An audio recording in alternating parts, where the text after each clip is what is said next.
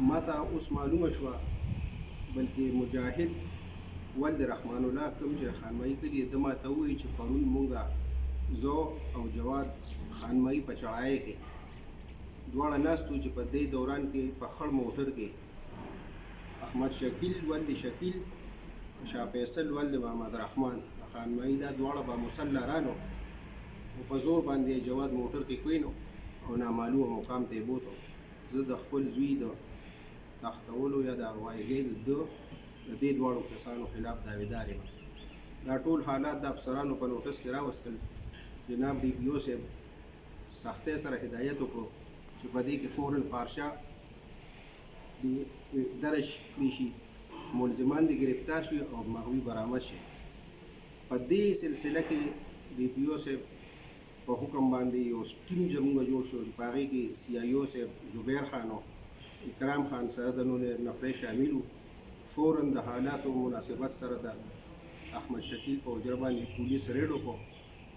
دا دواړه د حجرې د کمرې نه گرفتار شو او مغوي جواد هم برآمد شو. پکې د شکیل د قبضې نه یو M4 ریفل او د شاه فیصل د قبضې نه 9mm پستول برآمد شو.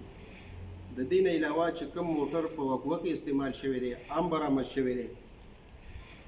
دوی دلته کې یو خپل ټارچر سیل جوړ کړی دی احمد، او د بجلی په ذریعه به غریبانانو له داسې شاټونه ورکول او خپل یو راجه جوړ کړی.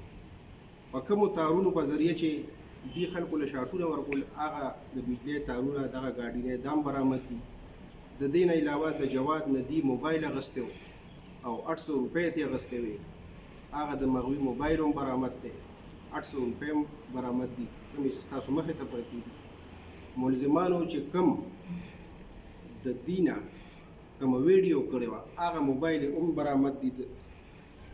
د دې نه علاوه دا خبره قابل ذکر زه ګڼم چې احمد شکیل چې دی د ده خلاف د دې نه مخکې هم پارچې شوي ده. 302 کې هم د ده خلاف پارچه شوې ده، په 324 کې هم د ده خلاف پارچه شوې ده، 15 کې هم د ده خلاف پارچه شوې ده او 186 کې هم د ده خلاف پارچې شوې دي.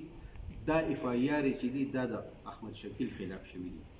د شاه فیصل خلاف دا هم د ښو اخلاقو مالک نه دی، د ده خلاف هم چې دی نو 399 400 کې اف آی آر درج شوی دی. دا په هغې کې چالان شوی دی. د 9C مقدمې هم د ده خلاف درج شوي دي. ملزمانو له ټوله